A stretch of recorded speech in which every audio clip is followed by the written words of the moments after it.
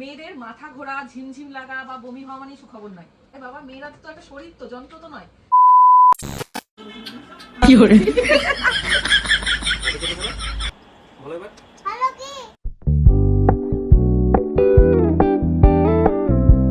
তোমার জন্য একটা দিদি পাঠিয়েছে এটা। তুমি কি দিদির বন্ধু হবে? ওরে বাবা, নাও দিদি, তোমার আনসার তুমি পেয়ে গেছো।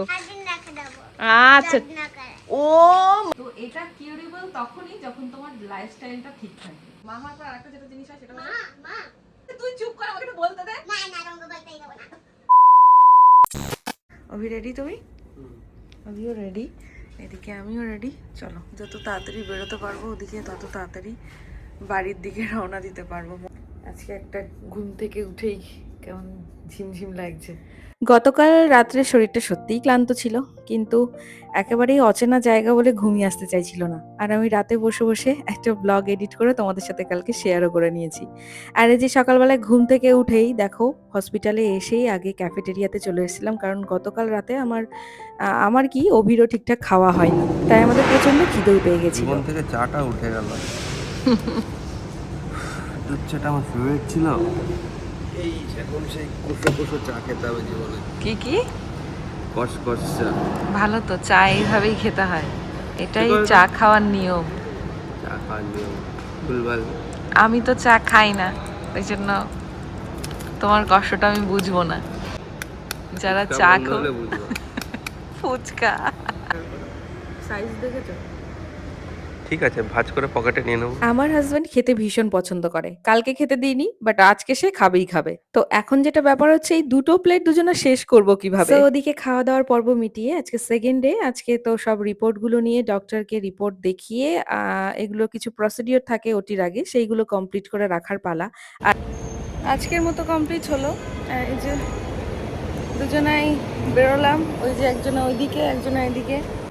এখানে এলে না চেন ওয়াইজ সব কিছু হয়ে যায় একের পর এক, একবার এই টেবিলে একবার ওই টেবিলে করতে করতে। তো সব কিছু প্রসিডিওর কমপ্লিট করা হলো। অ্যাকচুয়ালি ওটির আগে অ্যানেস্থেশিয়ার জন্য যে ফিটনেস রিপোর্টটা দরকার হয়, আজকে মেনলি সেটারই চেক আপ আর প্রসিডিওরটা সম্পূর্ণ হলো। কালকের মতো সেম গাড়িতে প্রচণ্ড গরম, মানে ওটির কথাটা শুনলেই না মাথায় একটা টেনশন কাজ করে। এই মজা করছি, কথা বলছি, এমন আছে সবটা ঠিকঠাক ভাবে মিটে গেলে তাহলে বাঁচি। দেখি মুখ দেখা যাচ্ছে না তো। মুখ দেখে কি করবে তুমি? যেটা কাটবে সেটা দেখো। কালকে থেকে একভাবে আমার সাথে এরকম ইয়ার্কি মেরে যাচ্ছে, যেটা কাটবে সেটা দেখো, মানে ওর পেটটা কাটবে, ওর অবস্থা দেখো কিভাবে কালকে থেকে বলেই যাচ্ছে। খাওয়া দাওয়া সব বন্ধ, ঠিক আছে। ডক্টরকে বলেছে যে আফটার ওটি 10 ডেজ একটু খাওয়া দাওয়া বলে ওটির আগে 6 ঘন্টা না খেয়ে থাকতে, আগে 6 মানে সপ্তাহে খাওয়া দাওয়া। ওটির আগে 6 ঘন্টা খেতে বারণ করেছে বলে তার পাগল নিয়ে সংসার। হ্যাঁ পাগল বলছে 10 ডেজ পরে ডক্টর বলেছে চাউমিন বিরিয়ানি সব কিছু খেতে পারবে, শুনে যে কি তার আনন্দ। আর আমি বলেছি যে না তুমি পাতলা মাছের টালটালের ঝোল আর পাতলা ডাল খাবে, যে না আমি একদম রুগী নই, কাঁচা মাছ খেয়ে নেবে, ঝোলেরও দরকার নেই। তো আপাতত মণিপাল হসপিটাল রোড থেকে বিদায় নিচ্ছি, আবার 2 উইকস পরে আবার এই একই সেম প্লেসে আবার দেখা হবে তোমাদের সাথে। চলো, যা হবে যেন সব ভালো ভালো হয়, শুভ শুভ হয়। তো যেদিনকে ফার্স্ট মেহুকে নিয়ে আমরা প্রথম যে ট্যুরটা করেছিলাম, সেই দীঘাতে গেছিলাম আমরা, ফ্যামিলি ট্যুর ছিল আমাদের। সেদিনকে হঠাৎ ভোর রাতে ওর হঠাৎ করে পেটে ক্র্যাম্প শুরু হয়, প্রায় 2-2:30 নাগাদ। তো সেদিনকে কাকতালীয়ভাবে ও সি ফুড খেয়েছিল, তো সেটা হঠাৎ করে ওর মাথায় আসে যে ওইটা খেয়েছি বলে ওইটা হয়তো হজম হয়নি ঠিকঠাক করে, ওই জন্য হয়তো ক্র্যাম্পটা হচ্ছে। এইবার ওটা যেভাবেই হোক রাতের বেলায় ওষুধ টষুধ মেডিসিন নিয়ে একবার একটু ঘুমিয়ে যাওয়ার পরে ওটা সকালবেলায় ঠিকঠাক হয়ে যায়, তো ওটা নিয়ে আর মাথা ঘামানো হয়নি। তো তারপরে লাস্ট 1 বছর অভির কিন্তু কোনো রকম কোনো প্রবলেম হয়নি, কিন্তু লাস্ট 1 ইয়ারে আবার অভির 4-5 বার এরকম ক্র্যাম্প হয়। আর যেদিনকে ও একটু মানে খুব যে রিচ তা নয়, হালকা কিছু রিচ খেলেও ও বলে একটু হজমে প্রবলেম হচ্ছে। তো ওর যে মেহু কিন্তু হজমিগুলি খেতে খুব পছন্দ করে, এই যে বাবার থেকে শিখেছে, ওই হজমিগুলিগুলো খাই, বলে যে ঠিকঠাক হয়ে যায়, কোনো অসুবিধা নেই। তো লাস্ট 1 বছরে 3 থেকে 4 বার রাতে এই সেম প্রবলেমটা হয়েছে, হঠাৎ করে প্রচণ্ড পেটে ক্র্যাম্প শুরু হয়। আর এই দিন লাস্ট ডে যেটা হলো সেটা তো মানে বিভৎস ভয়ানক, মানে হসপিটালে নিয়ে যাওয়ার মতন অবস্থা। তো 5বার 6বার বমি করার পর ও লাস্টে ঘুমিয়ে পড়ে। দেন আমি ডিসাইড করি, ও ডিসাইড করে যে এবার ডক্টরের কাছে আমাদের যেতেই হবে, কারণ এবার অত্যাধিক বাড়াবাড়ি হচ্ছে, এটা নিশ্চয়ই হজমের কোনো ব্যাপার নেই, অন্য কিছু হতে পারে। তো আমরা কিছু রিপোর্ট করি। রিপোর্টে আমরা ন্যাচারালি যতটুকু বুঝি, আমরা বুঝতে পারলাম যে গলব্লাডারে কোনো একটা প্রবলেম হয়েছে। আর যখনই ওর আল্ট্রাসাউন্ড হচ্ছিল তখনই ডক্টর ওকে বলছিলেন যে সার্জেনকে দেখাতে। তো তখন আমরা বুঝতে পারি যে কিছু একটা প্রবলেম আছে।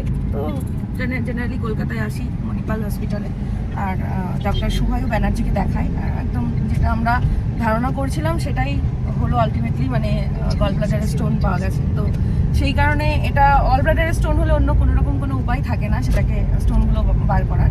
তো সেই ক্ষেত্রে ওটি ইমিডিয়েট করতেই হবে। তো এই হচ্ছে অবস্থা। যদি কারোর কখনো কোনো রকম পেটে ব্যথা হয় প্লিজ ইগনোর করো না, সেটাই তোমাদের বলার। এই জন্যই এতগুলো কথা বললাম, যে আমরাও প্রথমে ভেবেছিলাম হয়তো এটা এমনি জাস্ট গ্যাস হজমের প্রবলেম। তো একদমই এটা ইগনোর না করে সোজা ডক্টরের কাছে যাও, এটা টেস্ট করিয়ে নাও।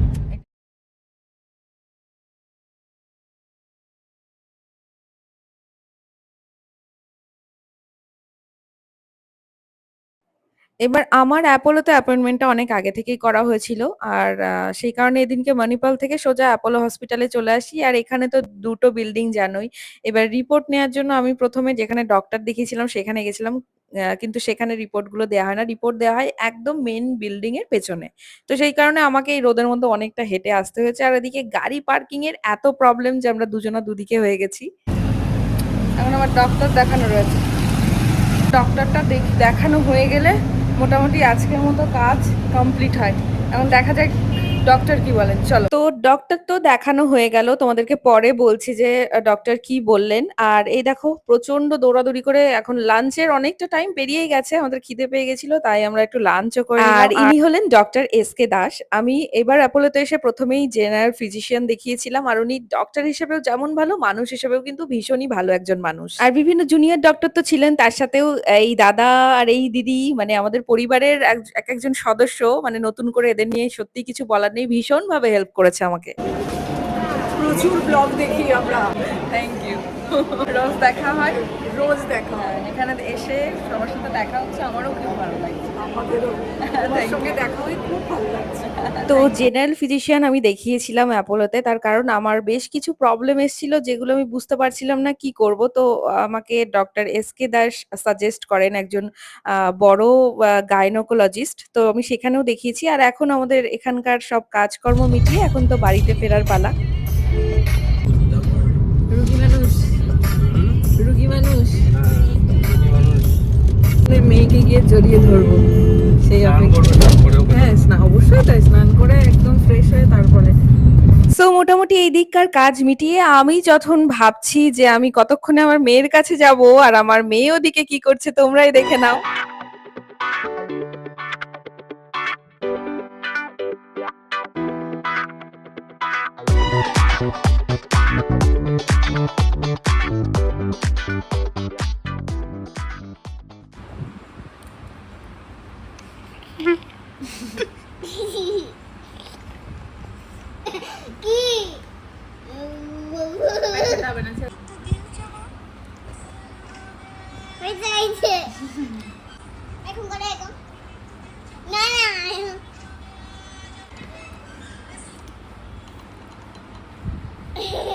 প্রথম দিন তো মাম্মির সাথে অনেক গান বাজনা, গিটার বাজানো, গান করা, অনেক কিছু হয়েছে। আর সেকেন্ড ডে উনি ইমির সাথে গেছে একটা রেস্টুরেন্টে ঘুরতে, তাও আবার আমাকে না জানিয়ে।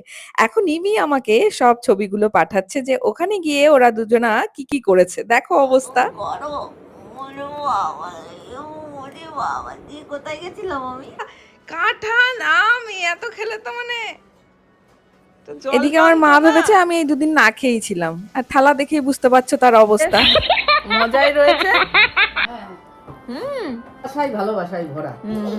একবার বদ্দি, একবার কোনো দাদা, পড়াশোনা একবার নেই। কেউ বকার নেই। না, ওখানে তো বকার কেউ নেই। আমার আমার নাতনি আমাকে কত কিছু করেছে, তেল দিয়া, তারপরে ওই বাড়ি গিয়েছি নতুন বাড়িতে, আমি ফুল তুলছি গাছে, ছবি তুলে আবার বলছে এইভাবে এইভাবে পোজ দাও, এইভাবে করো, এইভাবে করো, এরকম করে, এরকম করো। বাবা, মেহু তো কতগুলো তুলেছে, কতগুলো আছে এখানে। এই যে নিজে আপন মনে আমি আমার মতন ফুল তুলছি, তখন যখন বলছে বদ্দি এইভাবে করো, তখন আমি বলছি কি, এ ভাই তুই কি আমার ছবি তুলছিস? দেখি পাখি বলছে কি হ্যাঁ। কিরে ওয়েট কত?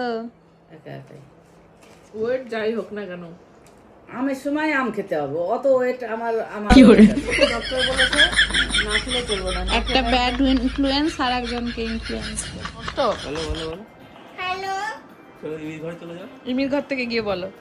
ওটা চেপে ধরো না, ছেড়ে দাও, তুমি ওটা ছেড়ে দাও, এটা ছেড়ে দাও মা। ও শুনতে পাচ্ছে না, তোমার কাছে এসে বলছে। কি বলছো? আরে এটা নষ্ট। বুঝতে পেরেছি।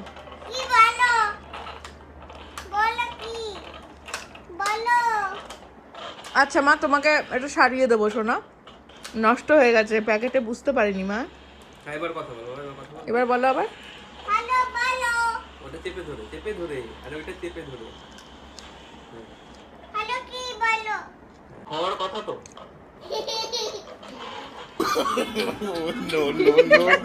দাদাইকে শেখানা।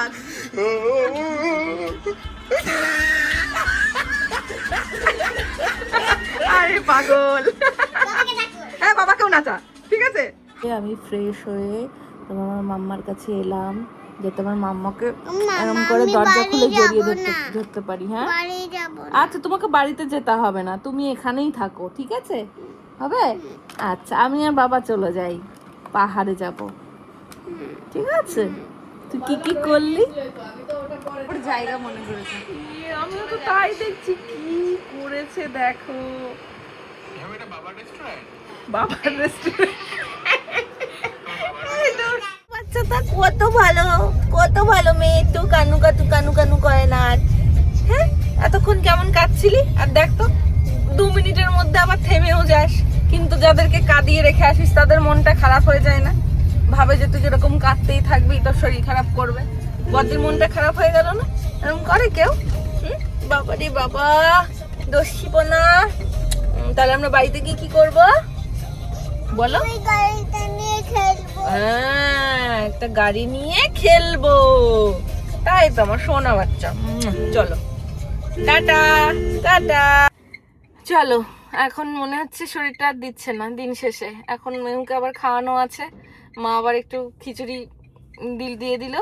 এখন মেহুকে খিচুড়িটা খাইয়ে দেবো, আর আমাদের জন্য আমরা কিছু একটা করে নেবো, তাহলেই হয়ে যাবে আমাদের।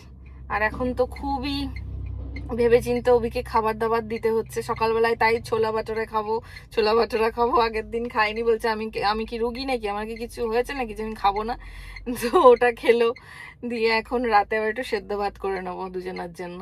আমিও তো খাবে খিচুড়ি, তাই না মা? না, আমি সেদ্ধ ভাত খাবো। তুমি সেদ্ধ ভাত খাবে? আচ্ছা ঠিক আছে, চল। বাড়িতে থাকলে তো তোর মজাই মজা, লাভই লাভ বাবা। এদিকে এত আদর, আর বাবা মায়ের থেকে এত গিফট উইদাউট স্টার। হ্যাঁ, এমনি এমনি। আয় আয় আয়, ঘরে আয়, ঘরে আয়। কেমন? 1 2 স্টার্ট।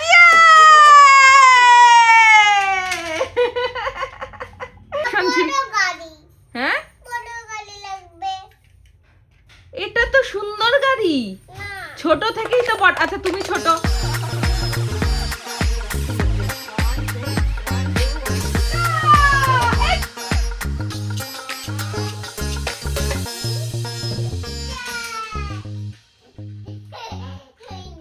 মা আমি এটা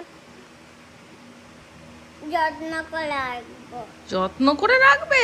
ওরে বাবা রে। কালকের ব্লগের কমেন্ট গুলো সব রিপ্লাই দিয়ে উঠতে পারিনি, তোমাদের বুঝতেই পারছো। কিন্তু এত ভালোবাসা জানিয়ে এত ভালোবাসা জানিয়েছো। আমি কি দুধতে পারি? তুমি দুত্তুবুড়ি কখনো হতে পারো বলো তো? তুমি তো এত ভালোবাসা জানিয়েছো তোমরা, ভীষণ মানে কি বলবো, ধন্যবাদ দিলেও সেটা কম পড়ে যাবে। আশা করছি সব ঠিকঠাক মিটে যাবে, তোমরাও প্রে করো। দেখো আমি একটু তো চিন্তায় আছি, যতক্ষণ না সবটা ঠিকঠাক মিটে যাই হয়ে যাক না কেন। এই যে তোমার জন্য একটা দিদি পাঠিয়েছে, এটা থ্যাংক ইউ বলে দাও। থ্যাংক ইউ দিদি। ওই বাবা, তুমি খুশি হয়েছো? তুমি হ্যাঁ খুব খুশি। দেখি দেখাও, এদিকে দেখাও একবার। এই যে আইতা, এটা কে বলো তো? এটা কে বলো তো? ডোরেমন। ঠিক, হ্যাঁ তুই ঠিক বলেছিস। ওই যে ওখানে ডোরেমন বসে রয়েছে, বলছে ওই দেখো ওই যে ডোরেমন, আর এই যে আরেকটা ডোরেমন।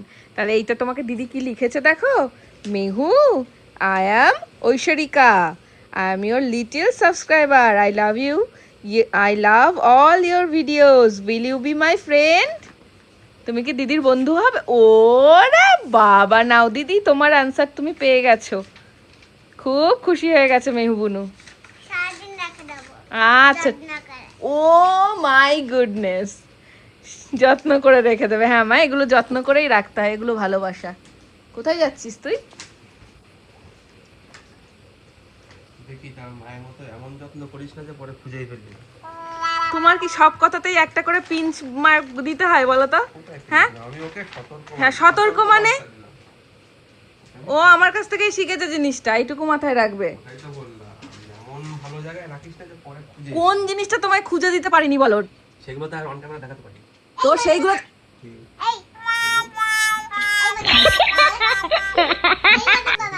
এই সেই ফেভারিট নাইটি মেহু, মানে এটা ফ্রকটাই বড় হয়ে গেছে বলে ওর নাইটি হয়ে গেছে। তো মেহুকে নিয়ে এলাম বাড়িতে। ওরে বাবা রে বাবা, নে নে, এত ভালোবাসা, এত ভালোবাসা কোথায় ছিল ওই বাড়িতে গিয়ে? তখন তো আসতে চাইছিলি না। বাবা রে বাবা, পাগল করে দেয়। তো দেখো তোমরা, অভির কি হয়েছিল সেটা জানতে পেরেছো, কিন্তু নেক্সট দিন আমার যেহেতু ডক্টর দেখানো ছিল, ওদের বাবার আমার যেটা হয়েছিল বা হয়েছে সেটা হলো, দেখো আমি আচ্ছা দুষ্টুমি করে না মা। সহ্য করতে হয়। দেখো মা হওয়ার পরে সহনশীলতা, সহ্য শক্তি একদম আকাশ ছোঁয়া হয়ে যায়, ঠিক আছে? তো এই হচ্ছে ব্যাপার। আর মা হওয়ার পর আরেকটা যেটা জিনিস হয় সেটা হলো পুরো লাইফস্টাইলটাই চেঞ্জ হয়ে যায়। মানে আমার হয়েছে, সবার একই হবে সেটার কোনো মানে নেই। আমাকে যেহেতু, কি করতে পারছে তোমরা? আচ্ছা তুই চুপ কর, আমাকে একটু বলতে দে। না না রঙ্গ বলতেই দেবো না। আমি একটু মিমিদের না হয়, যাতে এই প্রবলেমগুলো মিমিদের ফেস করতে না হয়, তাহলে মিমিদেরকে সেই জন্য আমি একটু বলে দিই। বুঝতে পেরেছো? বসো মা, বসো একটু, বসো শোনো আমার, বসো, আরাম করে না, চলো এখানে বসে বসে। তো যেটা হয়েছে, আমার তো আগেই পিসিওডি ছিল, তোমাদেরকে অনেকবার বলেছি এর আগের ভিডিওতেও। তো আমার যেটা রিসেন্টলি যেটা প্রবলেম হয়েছিল, একেবারে এখান থেকে তো আমি কিছু টেস্ট করিয়ে নিয়ে গেছিলামই। আর ওখানেও ডক্টর, প্রথমে ওখানে গিয়ে আমি একজন জেনারেল ফিজিশিয়ান ডক্টরকে দেখাই, এসকে দাস। ভীষণই ভালো ডক্টর, তিনি আমাকে কিছু আরও টেস্ট দেন। তো টেস্টগুলো করার পর যে রিপোর্টগুলো আমি পাই পরের দিন, সেই রিপোর্টগুলো নিয়ে ওনার কাছে যাই। সেখানে উনি দেখতে পান যে বেশ কিছু গাইনো প্রবলেম এসেছে, সেটা বলে দিলেন। এবং উনি রেফার করলেন একজন সিনিয়র গাইনোকোলজিস্টের কাছে। উনি ফোন করে সবটা অ্যারেঞ্জ করে দিয়েছেন। আর কোনো প্রবলেম হয়নি আমার। এটা সব থেকে ভালো ব্যাপার, যেটা যে ওখানে গিয়ে কোথায় যাব, কি করব, সেটাতে কোনো রকম কোনো প্রবলেম হয়নি। হেল্পফুল ওনারা সবাই। তো আমার যেটা প্রবলেম হয়েছে সেটা হচ্ছে, দেখো বেবি হওয়ার পর না পুরো লাইফস্টাইলটা চেঞ্জ হয়ে যায়। তো সেই ক্ষেত্রে আমার আগে তো কিছু ইস্যু ছিলই প্রবলেম, তো সেইগুলো আবার আরেকটু বেড়েছে। মানে যেহেতু আমার ঘুমের ঠিক নেই, খাওয়ার ঠিক নেই, দেখতেই পাও তোমরা অনেক সময় যে এগুলো আমরা অনেক সময় ইগনোর করে যাই, যে না আগে ওরটা করে নিই, আগে এই কাজটা করে নিই, তারপরে করি। তো এইগুলো আমাদের করাটা ঠিক নয়। এটা আমি আবারও বলছি যে আমরা হয়তো অনেক সময় জেনেও কিছু করার থাকে না, করে ফেলি। কিন্তু ওই খাওয়া দাওয়া, ঘুম, এটা একদম ঠিকঠাক করতে হবে। আমার যেমন কিছু আয়রন ডেফিসিয়েন্সি, ভিটামিন ডেফিসিয়েন্সি প্রবলেমগুলো এগুলো এসেছে। আর এর জন্য আমি অনেক সময় কি হয়, আমরা না আমাদের ওপর থেকে মনে হয় কি আমরা একদম ঠিকঠাক আছি। মেয়েদের এটা খুব হয়, ওপর থেকে মনে হয় এর তো কোনো প্রবলেম থাকতেই পারে না। কিন্তু যে মেয়েটার মানে এই প্রবলেমগুলো ফেস করে, সেই জানে যে কি কি হতে পারে। আমার তো ধরো মাইগ্রেন আছে, এটা তো একটা আলাদা প্রসঙ্গের ব্যাপার। গাইনো যে প্রবলেমগুলো আমি ফেস করি, সেগুলো হচ্ছে গিয়ে দেখো প্রচন্ড সারাদিন উইক লাগে আমার। এটা অনেক সময় ব্লগে আমি তোমাদের সাথে শেয়ার করি। ঠিকঠাক ঘুম আসে না, আর ওদিকে দেখা যাচ্ছে ঘুম থেকে উঠতে দেরি হয়ে যাচ্ছে। সেক্ষেত্রে আমার বাচ্চার জন্য সেটা খুবই প্রবলেমেটিক ব্যাপার একটা। ওর জন্য আমাকে অলওয়েজ ফিট থাকতে হবে। আর সেই কারণেই আমি অভির সাথে সাথে আবারও ছুটে গেছি আমার জন্য, অ্যাপোলোতে গেছিলাম। এবার আমি গাইনো ডক্টর যাকে দেখিয়েছি, তোমরা আমাকে জিজ্ঞাসা করেছো, তো গাইনো ডক্টর আমি কাকে দেখিয়েছি সেটাও আমি বলে দিচ্ছি। ভীষণ আমাকে 3 মান্থস পরে আবার যেতে বলা হয়েছে। তো আমি মেডিসিনগুলো কন্টিনিউ করব এখন, যেগুলো আমাকে দিয়েছে। এক একজনের তো এক এক রকম প্রবলেম থাকে, আর মেডিসিনগুলো আমি তোমাদের সাথে শেয়ার করছি না, কারণ আমার যে প্রবলেমের জন্য আমাকে যেগুলো উনি দিয়েছে সেগুলো হয়তো তোমাদের দেবে না। তবে হ্যাঁ, আমি সাজেস্ট করতে পারি, তোমরা যদি কখনো কোনো রকম কোনো গাইনো প্রবলেম ফেস করো, এক মুহূর্ত দেরি না করে ডাক্তারের কাছে চলে যাবে। একদমই জিনিসগুলো পুষে রাখবে না ভেতরে। আঠা ঘোরা, ঝিমঝিম লাগা বা বমি হওয়া মানে সুখবর নয়। যে সমস্ত মায়েরা এক্সক্লুসিভ ব্রেস্ট ফিড করায় বাচ্চাকে, আর তারপরেও ব্রেস্ট ফিড করানোর সময়ও কিন্তু মেয়েদের শরীরে একটা পিরিয়ড সার্কেলে একটা হিউজ চেঞ্জ আসে। তো সেই কারণে মা হওয়ার পরে কিন্তু অনেকের অনেক রকম প্রবলেম আসে। আরে বাবা, মেয়েরা তো একটা শরীর, তো যন্ত্র তো নয়। সব সময় এই কথাগুলো জিজ্ঞাসা করাও ঠিক না কাউকে। তার শারীরিক প্রবলেম ভেতরে কি হচ্ছে সেটা সেই ফেস করছে শুধুমাত্র। আর অনেক সময় আমরা কি করি, আমরা যে কোনো একটা বেবি ইস্যুর জন্য ট্রাই করি, বাট আসতে চায় না, বা অনেক সময় অনেক প্রবলেম থাকে। সেই ক্ষেত্রে এই বাইরের এই কোশ্চেনগুলো সত্যিই বোকা বোকা, যে সুখবর আছে কিনা। আরে সুখবর হয়তো এমনিই দেখতে পারবে, এটা কি লুকোনো জিনিস? একেবারেই লুকোনো জিনিস না। তো এই জিনিসগুলো যারা প্রবলেম ফেস করছে, যখন তোমার কাছে কনফেস করছে যে এই প্রবলেমগুলো ফেস করছে, ইয়েস, তাকে একটা সঠিক পথ দেখাও। মেয়েরাই এটা পারবে সবার আগে, কারণ একটা মেয়ের যখন প্রবলেম হয় না, তখন সে একটা ছেলের কাছে বলার আগে একজন মেয়ের কাছেই বলে কি হয়। তো আমার যে প্রবলেমগুলো আমি ফেস করেছি সেগুলো তোমাদের সাথে শেয়ার করে নিলাম। যদি তোমরা একটু উপকৃত হও, একজনও একটু উপকৃত হও, আমার থেকে বেশি খুশি মনে হয় আর কেউ হবে না। তো তোমাদের জন্যই আমার ব্লগে এগুলো বলা। সবাই ঠিক, বাবা রে বাবা ছাড় একটু, সবাই ভীষণ নিজের শরীরের প্রতি কেয়ারিং হও। আর একটা ব্যাপার, সেটা হলো পিসিওডির সত্যি কোনো মেডিসিন নেই। আমি বহু বছর ধরে এটাতে ভুগছি, প্রায় 15-20 বছর, ঠিক আছে? তো এটা কিউরেবল তখনই যখন তোমার লাইফস্টাইলটা ঠিক থাকবে। লাইফস্টাইল ঠিক না থাকলে একেবারেই এটা কিউরেবল নয়। তো সেটা মাথায় রাখতে হবে অলওয়েজ। অন্যকে ভালোবাসো, হ্যাঁ, নিজেও ভীষণ ভালো থাকো। নিজেকে ভালো রাখাটা সব থেকে বেশি জরুরি। নালে আমার সোনা পাখিকে দেখবো কি করে, আমার অভিকে দেখবো কি করে। সেই কারণেই এখন আপাতত আমি মেডিসিনগুলো নিয়ে দেখি কেমন থাকি। তোমার বাবা, আমার তো অভি। ব্যাপারে ওখানে তোমরা যে কেউ যাবে না কেন, তারা প্রত্যেকেই হেল্প পাবে, কোনো অসুবিধা নেই, যেতেই পারো। তো আমি ভীষণ হেল্প পেয়েছি এনাদের কাছ থেকে, আমি সারা জীবন মনে রাখবো। তো চলো, আপাতত এখানেই বিদায় নিচ্ছি। আমি আমার ওষুধগুলো কন্টিনিউ করি, তারপরে তো ডেইলি ব্লগে তোমরা দেখতেই পাবে আমি কেমন আছি কি না আছি। চলো, সবাই খুব ভালো থেকো, নিজের যত্ন নিও। Tata, good night, love you all. আর একটা কথা, সেটা হলো আমার এই যে এক্সটেন্ডেড ফ্যামিলি, এই যে তোমরা ইউটিউব ফ্যামিলি, আমাকে কোনো একটা জায়গায় সত্যিই মনে হতে দাও না তোমরা যে আমি কোনো অপরিচিত জায়গায় এসেছি। আমার কাছে সব জায়গায় মনে হয় খুব ফ্যামিলিয়ার। তো সেই জন্য এই ধন্যবাদটা তোমাদের না দিলেই নাই। Love you all.